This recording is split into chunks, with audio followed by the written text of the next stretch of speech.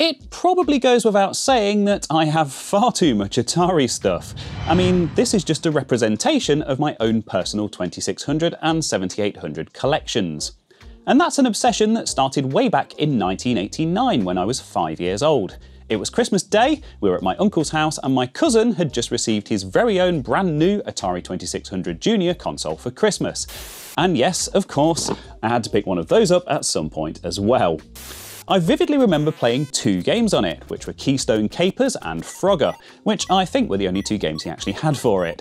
We ended up spending the entire day in his bedroom, well away from the adults, which I'm sure they very much appreciated. That whole event set me up for a lifelong love and appreciation for all things Atari.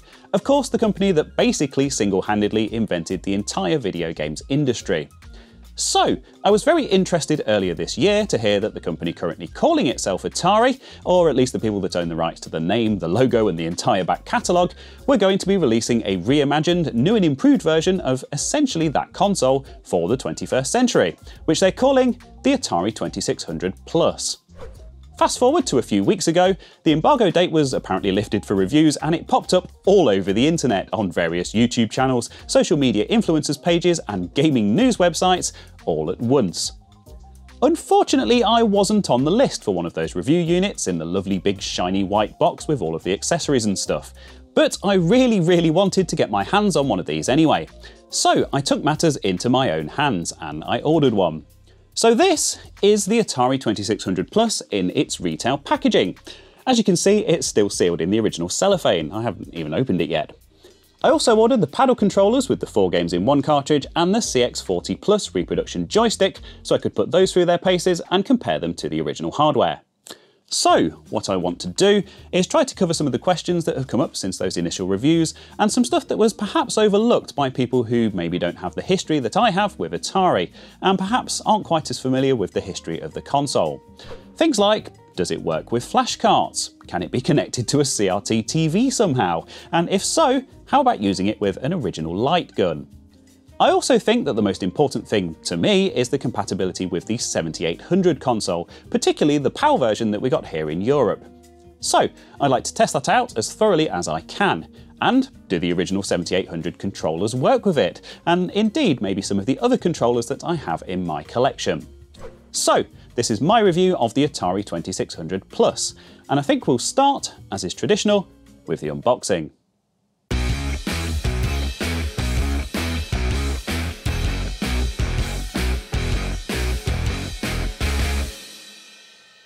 So here it is, the Atari 2600 Plus in its lovely retail box, as you might buy it from a shop here in the UK, or indeed probably anywhere in the world. I can't imagine they've done different retail packaging for different parts of the world. So let's get into this.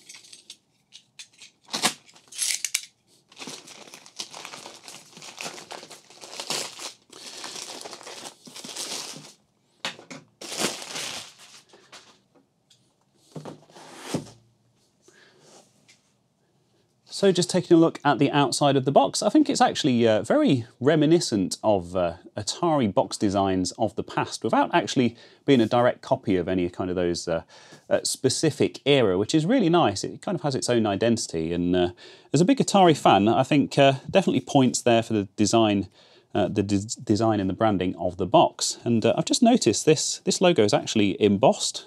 You know, it has a gloss finish to it, which is really nice, as well as the cartridge here and the console and the joystick. So really cool. It's actually quite sort of premium feeling almost. And you can also see here that there's a 10 games in one cartridge included, which of course we'll get into a little bit later on.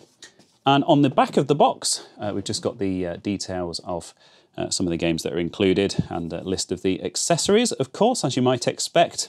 And yeah, actually, really liking this so far.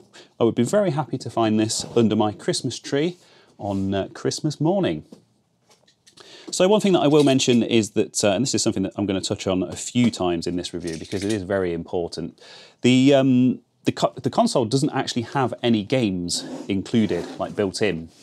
So you need the original cartridges. Obviously it comes with the 10 games in one cartridge. Atari are also selling all other cartridges for it, and I'm sure that range will be expanding into the future. All of the sort of historic cartridges, with a few exceptions, which yet again I will go into a bit later on, do work with it. And yeah, so there's certainly plenty of choice. You can still pick up loose cartridges relatively cheap. So yeah, wow. So the premium feel continues inside. I've genuinely never unboxed one of these before, and I haven't watched any other reviews. Oh, look, there's me. You can see my reflection. So yeah, this is really nice. Premium, I guess you could use that as a dust cover if you like. And of course, we've got the console itself. I'll just pop that out of the way. And yeah, I think maybe we'll start with the console, just because it's predominantly the primary thing here on the top. Let's just pop this box to one side.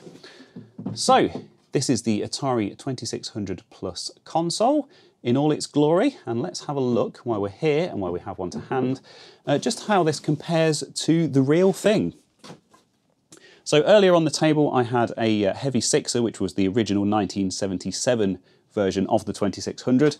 This is a light sixer, which is a slightly later model, but probably closer to the one that this was modelled on.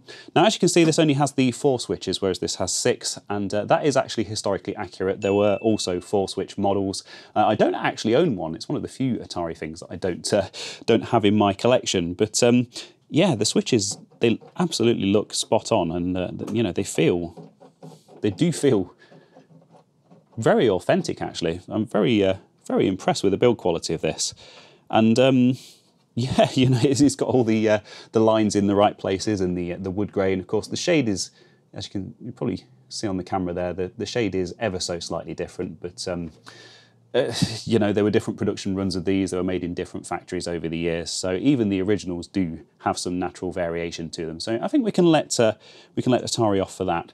Another thing that I have seen mentioned in some reviews is that the text on here is all written in capitals, whereas on the earlier 2600 consoles it's all lowercase. But the 4 switches, that is actually historically accurate to the 4-switch version of these consoles. They did actually have the text in capitals, so that's all good. Another thing we can let them off for. So on the back we have a selection of ports. In fact, let's compare the two side by side. And again, we've got the connectors on the top half of the case here, whereas they're on the bottom half of the 6-switch. Now, again, this is actually historically accurate to the 4-switch consoles. They actually had the joystick ports and things in the top half of the case. And I really wish I had one to show you, but there you go. Incidentally, this one's been modded, and I've actually added other side. I've actually added a S-video connector and a composite video and audio output on this. But we're not talking about this console today. We're talking about this one. So this has, as we can see, we have a 16:9 4:3 switch on it, which just switches between widescreen. Let's get this out of the way. Now we're done with that. So the switch, 16:9 4:3 switch, just switches between the two different TV standards, of course. We've got widescreen and the old 4:3 TV standard. We've got the joystick ports. We've got difficulty A and B, which of course is another thing that's accurate to the original consoles. And some games do use these difficulty switches, sometimes for difficulty and sometimes to switch other things like game modes and things. We have, of course, the HDMI in the middle. I've got a bit of fluff on there. We've got the HDMI in the middle, which is, of course, plugs straight into a modern TV and carries the video and the audio, so that's really, really convenient compared to an original console, where, you know, nowadays you'd need something like a RetroTink or an OSSC to connect that to a modern display.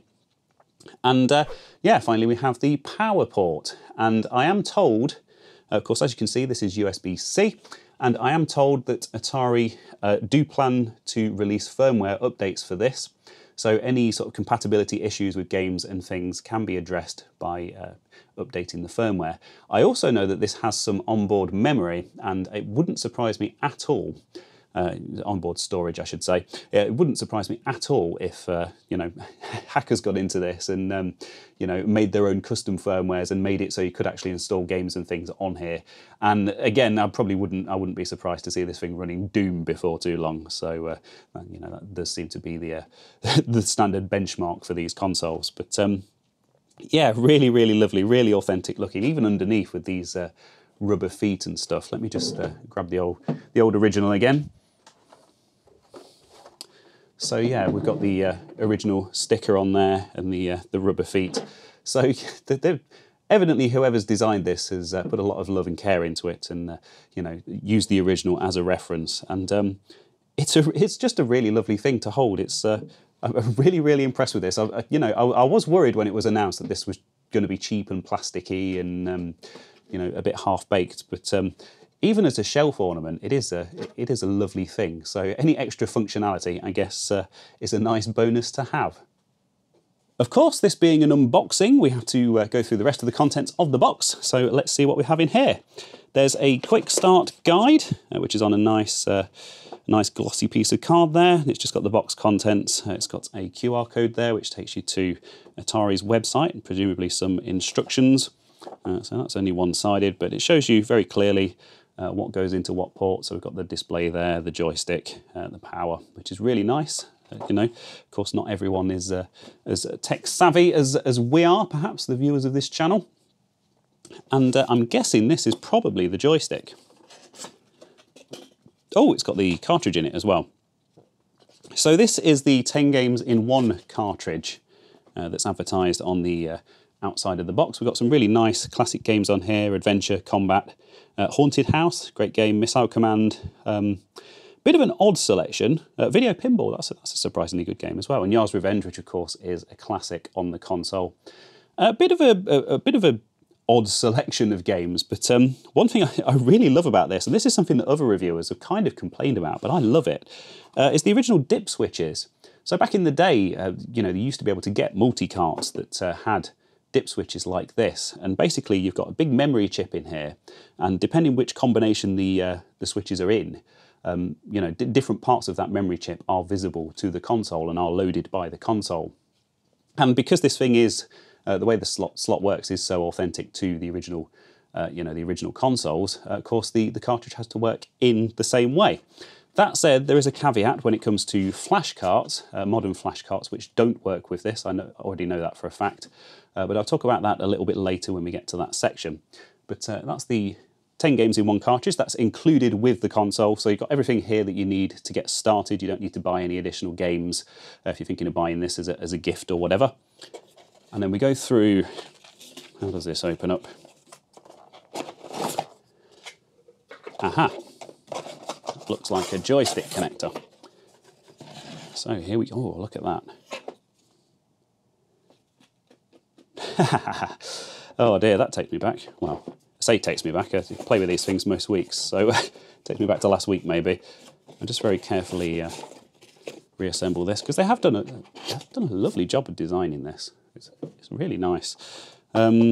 So that's the joystick. That is a copy of the original CX40 joystick, of course, that Atari have been shipping since, I was going to say since the beginning, but actually there was a slightly different version called the CX10, but let's not get into that. This isn't a lesson in Atari history, but that's the joystick, the CX40 Plus, and I guess in here we must have the rest of the cables. Ah yes, so we just got a bog standard HDMI cable there. That doesn't look very long, but we'll have a look. And that is, oh, that's USB. So that's a standard USB-A to USB-C cable. What you don't get is the part that plugs into the wall, which I guess part of the reason for that is obviously so they can ship the same version of the console all over the world. But I think Atari have also actually put out a statement saying that, you know, that it's to reduce e-waste, and because everyone's got God knows how many devices that come with USB chargers already. I don't know if that's a bit of a cop-out, but I certainly have a fair few of them, so that's not an issue for me. I've also heard that you can plug this into a modern TV, which I don't have here. I'm going to be trying it with a computer monitor. But if you have a TV with a USB port on it, you can actually plug this. You can plug the HDMI into the video, and you can plug the USB into the USB port on the TV, and it will actually be enough to power the console, which is really cool. So it's kind of all sort of self-contained. So this is the 4 games in one cartridge with the reproduction paddle controllers. We'll see how these feel compared to the original paddles very shortly. And there's a great selection of games on this cartridge actually. So we've got Breakout, we've got Canyon Bomber, we've got Night Driver, and we've got Video Olympics. Would have been nice to have seen Warlords on there, because that's a really good paddle game, up to 4 players on that game as well. But hey, we'll have to see if the original cartridge works in this console, because perhaps that could be an option. But yeah, this is the box for the 4 games in 1 cartridge, so let's get that open and see what's in there.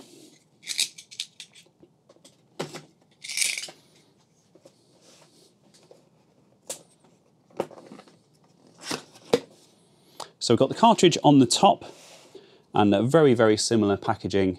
I actually really like this packaging, it's quite nice. It's like a deck of cards, it feels like.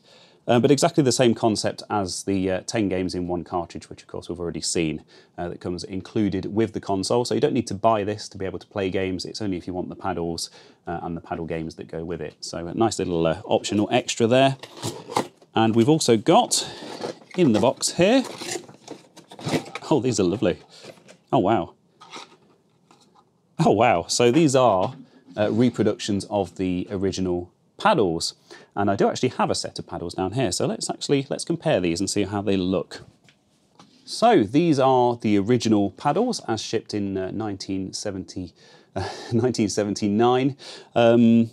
There was a different version that had like a car graphic on it that was like a driving controller, but they're identical, it's just a different sticker. And this is the modern reproduction, and these feel a little bit looser, but maybe it's just because they're old and well worn. But yeah, they're basically identical. They certainly look identical. Whether they work identically, I should hope that these would work better, because the old ones, the potentiometers in them get really dirty over time, and you have to sort of strip them down and clean them out with contact cleaner and stuff. Otherwise, they're really sort of jumpy and finicky. But yeah, the buttons. Yeah, you know, more points to Atari. They look absolutely spot on, so really good. And finally, we have the extra joystick, just like the paddle games and the 4-in-1 cartridge. This is an optional extra. This doesn't come with the console, although there is 1 joystick included in the box, of course, to get you going. But if you want to play with 2 players, you're going to have to buy one of these separately. And again, the branding, it's Atari-esque without being a direct copy of any particular era of Atari. So again, I'm really impressed with this. I think they've done a lovely job of the design on it. And we'll just pop the box open. I'm not expecting there to be much in here other than a joystick, but it's quite, there we go, it's quite nicely packaged. And yeah, it's an Atari joystick. They're selling this as the CX40 Plus. Of course, the original joystick was the CX40. Although, like I mentioned earlier, there was an earlier model, and this is it, which is the CX10, and this uses a slightly different type of switch internally. So it's actually louder and has a different feel to it. These later ones are quieter and a bit stiffer. And we'll see how that compares to the CX40, because I have a bit of a selection, as you probably noticed in my intro. So we'll open this one up. I think this is an earlier one. And yes, I think I'm going to have to be careful not to get these two mixed up, because they've done such a great job of replicating that original joystick. Obviously the bottom is slightly different, but it's very close. This has got the modern FCC markings and stuff on it. But yeah, the Atari CX40 Plus joystick. Really impressed with that, really impressed with the packaging of all of this. It's presented very well. So I guess we'll have to see whether the console itself lives up to expectations.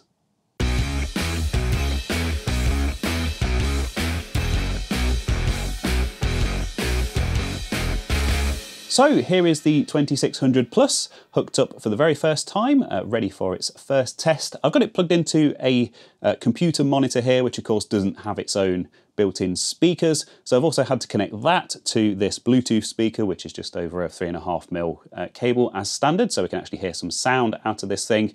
And that is one thing to bear in mind potentially. It should, I mean, this should work perfectly fine with most normal TVs and most people's setups. But there is no separate audio output from this, no Toslink or 3.5mm or whatever. So you need to make sure that your setup can handle audio over HDMI. But that's going to cover 99% of normal people, I would have thought, people using TVs.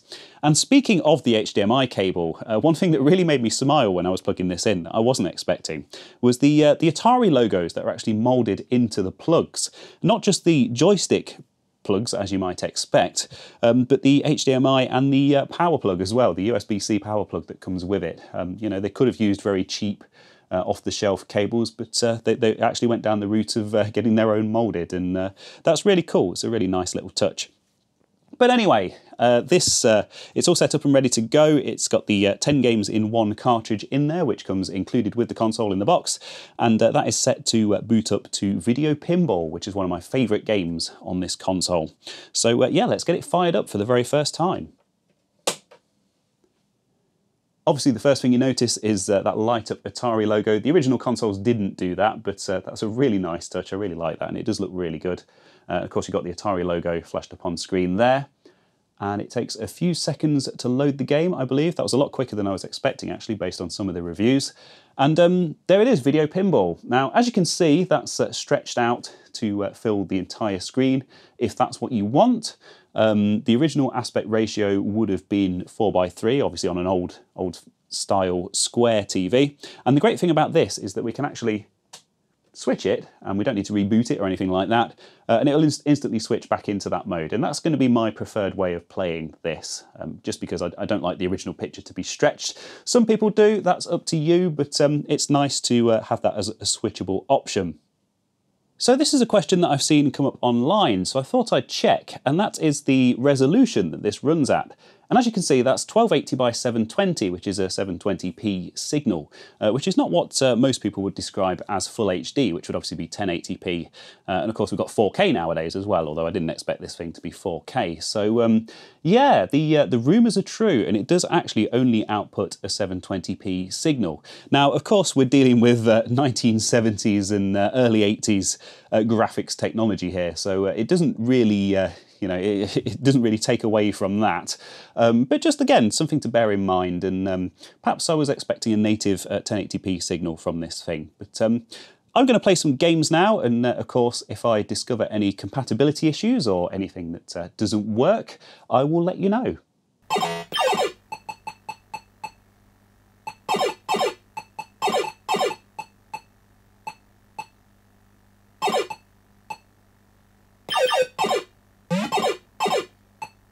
Of course, I had to test Frogger. Like I mentioned earlier in the video, this is one of the first games I ever played, maybe even the first. And the cool thing about this is that I happen to own both the US NTSC release and the UK PAL release, so I can actually have a look at how the emulator on board the 2600 Plus actually handles the difference between the two versions. Now, of course, region locking wasn't a thing back in the late 70s, early 80s, when this game was new, but of course, PAL and NTSC both have their own quirks and standards. For example, PAL runs a bit slower, it's 50 Hz versus NTSC's 60 Hz, and of course the colour palettes are slightly different as well, which you can actually see here. So it's really cool to see that the emulation actually handles the two different releases properly, and to my eyes at least, this doesn't look like, for example, a PAL game running on an NTSC system, because the colours, for example, would be completely messed up. So cool to see that it's actually handling that properly. And there's another cool thing I discovered when I was testing this, which is that you can actually hot swap the cartridges. Obviously with the original console you had to switch it off to swap the cartridges over, or it would just crash horrifically. But with this, it actually detects that you've removed the cartridge and swapped it for a different one, and it will actually restart the emulator and reload the new game that you've put in, which is really cool. And it seems, I haven't timed it, but it seems that that actually saves some loading time as well. So if you're having a longer gaming session with the 2600 Plus and you want to check out a few different games, all you need to do is just swap the cartridge, and you don't need to reboot the console every time, which is perhaps quite useful to know. So here's an interesting one. This is Star Raiders, of course, quite a popular game on the 2600, and this is the US NTSC release, which I don't think will make much difference considering what I'm about to say. But yeah, this game famously came with a second controller called the Video Touchpad, which plugs into the right-hand controller port. And I had heard some rumours that it wasn't compatible with the 2600 Plus, so I decided to try it out. And yeah, absolutely, it does absolutely nothing, which pretty much makes the game completely unplayable. So if this is one of your favourites and one that you've been looking forward to checking out again and revisiting on the 2600 Plus, that's definitely something to bear in mind. Again, hopefully something that can be fixed in a future firmware update, but as it stands with the 2600 Plus with the launch firmware, the second controller doesn't work at all. So buyer beware. So this is the Atari 7800 console, which was released in 1986. And I think it's a real underrated gem in Atari history and has some really interesting and unique games, as well as some really excellent quality arcade conversions. And it's probably one of the lesser known consoles in Atari's history. And the 2600 Plus, of course, famously advertises compatibility with the 7800, which itself was backwards compatible with the 2600 games. Now, the 7800 famously came with a 2-button controller. In America, that was in the form of a joystick, and here in Europe, we got a control pad, which was, I guess, designed to compete with the likes of Nintendo. And one thing that I wanted to test out was whether the 2-button controller is actually compatible with the 2600 Plus. Not all of the games on the 7800 take advantage of the 2 buttons, but there are quite a few that do, so I wanted to test those. And of course, the joysticks that are available for the 2600 Plus are based on the old CX40, which is a 1-button joystick. So the games that do require 2 buttons won't be playable with that joystick. So I think it's quite important to test whether this pad works with the 2600 Plus. So I'm going to go through my selection of PAL 7800 games here and see how well they work.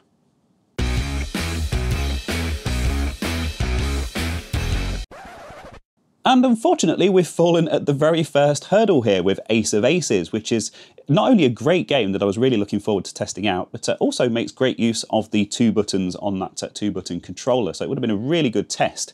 And it's also on Atari's official compatibility list as working. So it's really interesting to see that the PAL release, which is of course the UK and European release that I have here, doesn't work on the 2600 Plus, and that's quite disappointing.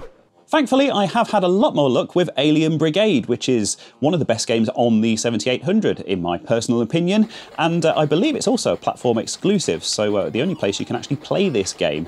And I'm very pleased to report that the game runs absolutely fantastically well. It's a little bit slower to load than the 2600 games. Obviously, these are a bit bigger, so I guess that's understandable, but still, it's not completely intolerable. And also, the really great news from this test is that the 2-button pad works absolutely fine with the 2600 Plus, so it's really good to confirm that. Obviously in this game there's one button to fire the machine gun, and the other button launches grenades, and yeah, all working perfectly well, so really pleased with that. Of course, this is one of the few games on the system that also supports the light gun. Now, obviously, I can't test the light gun with this monitor because these only work with old CRTs, but I may have a solution for that, so stick around and maybe we'll have a play with that a bit later on in the video. But for now, I'm going to carry on and I'm going to test the rest of these games.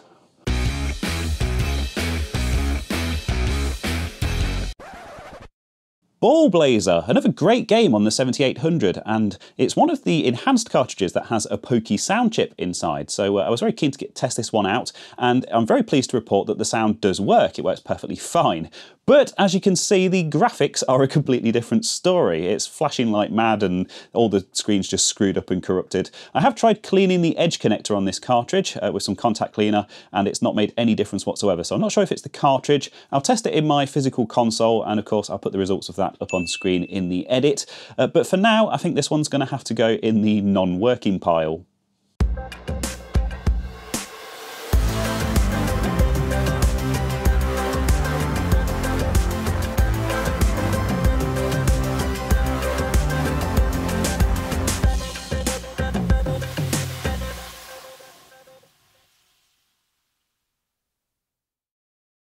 So, some very promising results there from my 7800 compatibility testing. We have a bit of a hall of fame here. These are all UK PAL releases that all work perfectly fine on the 2600 Plus. No issues at all with those, all very playable, which is fantastic to see. Nice to see that the majority of my games do work with it with no problems at all, so that's great. But perhaps more importantly, we have a list of games that I couldn't get working. Now, what I will say is that obviously these cartridges are quite old now. Some of these are on the officially supported compatibility list, so they should work, although I think Atari only tested with NTSC games, so this isn't necessarily definitive. But All of these games have been confirmed to be working at some point or other by me. I do test them when I buy them, but I have had a lot of them for quite a few years now, and of course these cartridges are all very old. But I still think that's a worthwhile result because, of course, people will be using original cartridges with this console. That's the whole point of it. And the cartridges are old now and they do have issues. So just something important to bear in mind. And one thing that I thought was really good was actually seeing that 2-button controller in action with the 2600 Plus. It's fantastic to see that that's fully supported and working great. But some of these games require the use of a light gun and don't actually support a controller at all. And that really got me thinking. And of course the modern light gun solutions like the Sinden and stuff like that, I don't think work with this. I don't think Atari have worked with them to make it compatible.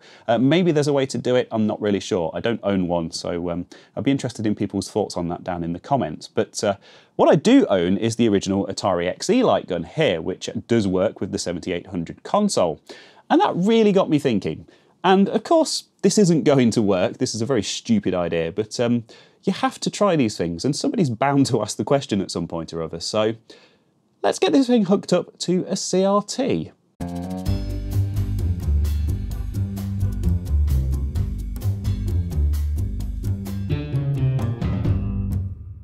Well, sadly, it seems my 20-inch PVM has bitten the dust. It's only displaying in black and white. It has always been very temperamental. I picked it up from a guy who told me that it was a bit on the dodgy side, and it's something that's kind of reared its head a few times over the years. Potential future repair video for the channel there, maybe. So every cloud and all that. But thankfully, I also had this, which is my 9-inch JVC, which I covered in wood grain vinyl at some point. And yeah, it actually matches the 2600 Plus really nicely. So we shall continue using this CRT monitor. And I've got this connected to the 2600 Plus using a very inexpensive Amazon HDMI to composite video adapter. And I will link to that down in the description. I'll make that an affiliate link. It'll make me a few pennies if you buy one. You know, it won't cost you any extra, but every little helps and all that. And I thought a good way to test this, and to test the lag specifically, would be to play some paddle games. Of course, I haven't tested the paddle games that Atari are also selling, so two birds with one stone there. And if there are any serious lag issues at all with this setup, then they will become immediately obvious. Obviously, I'm not expecting it to be perfect, but is it playable? And what do the paddles feel like compared to the originals? So yeah, let's play some Breakout.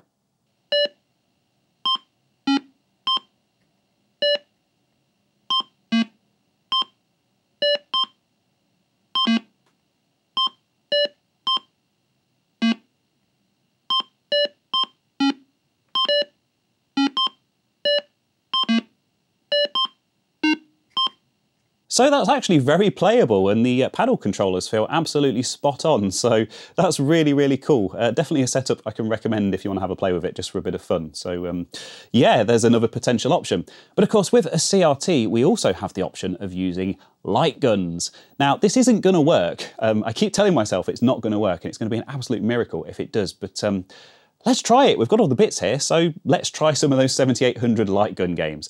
Why not?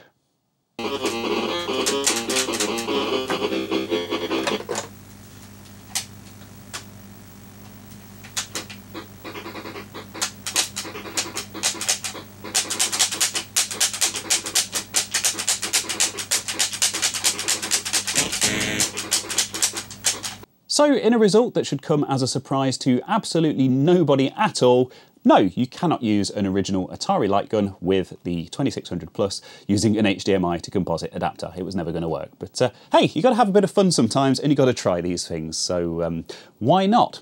And I have to say, my final sort of thoughts on this after testing it for 2 solid days now are, I love it. It's great. It's such a fun thing. It's so well put together. It's not perfect, you know, they could have used FPGA, or they could have used a more powerful SoC, they could have added CRT shader effects and stuff like that. Of course, all of those things would have driven up the price. It only outputs in 720p. Personally, I don't think that's an issue at all with the kind of games that you're going to be playing on this. And the compatibility with the range of Atari games, certainly the ones that I've tested with it, is generally very good. It's not 100%, but hopefully that is something that's going to be fixed in future firmware updates. Now, one thing that that does bear reiterating with this is that it is designed to work with original cartridges, and indeed there aren't any there aren't any built-in games at all. If you want something like that, then you're better off. And these are both very old models that I've had for quite a while now, but they are still making these as far as I know. I'm not quite sure what number they're up to. These are the Atari flashback consoles, and of course they have games built in and their own menu system. And some of them even take SD cards so you can load your own games on there as well. So that's a better option if you don't have the original cartridges, or obviously you're not looking to pick any up. But yeah, for what it is, for what it's designed to do, you know, it looks great. It's really well put together. It's really authentic to the original design. It's very cute, and I think the price point is absolutely spot on for what it is and what it does. And hopefully in the future, obviously there will be more updates that unlock some more functionality and things. I did try the 2600 Plus with the Harmony Flashcart earlier for the Atari 2600, and perhaps to be expected due to the way that this thing loads the contents of the cartridge into RAM before running it, that didn't work. Obviously it doesn't work in quite the same way as the original consoles. I think if you're gonna go down the multi-game route, then it's going to have to be the old dip switches like the cartridges that Atari have released, and hopefully they'll be releasing some more collections like that at some point in the near future that you can enjoy on this console. But yeah, as it stands, I love it. I can recommend it. Obviously, I'm a huge Atari fan, although not necessarily a fan of the modern Atari, but it's nice to see them actually making some moves in the right direction for once. It is a toy. It's not a serious gaming device. You know, obviously there are FPGA things out there, and you know, you've got your Raspberry Pis with running RetroArch and all of that kind of stuff. And of course, they are all options for playing the games on this. But it's a lot of fun, and yeah, I like it. I like it, and hopefully this review has helped to answer some of the questions that perhaps didn't come up in some of those other reviews that are already out there. So that's all I have on this for now. Obviously you've seen the selection of games that I have in my collection. There's a few that I haven't shown as well, so if there's something specific that you want me to test it with, please do let me know down in the comments. I'll probably have a look for you if I can. I'll try to test as many of those, but obviously I couldn't do them all in one video because it would be 10 hours long, and I'd never finish it. So thank you ever so much for watching. I hope you enjoyed the review. Don't forget to do the old like and subscribe stuff as always. And big thanks as always to my channel supporters, my Patreons, my Coffee supporters, and my YouTube channel members who yeah, help to fund stuff like this studio and buying silly things like this to review on the channel. So thank you ever so much for watching, and hopefully I'll see you again next time.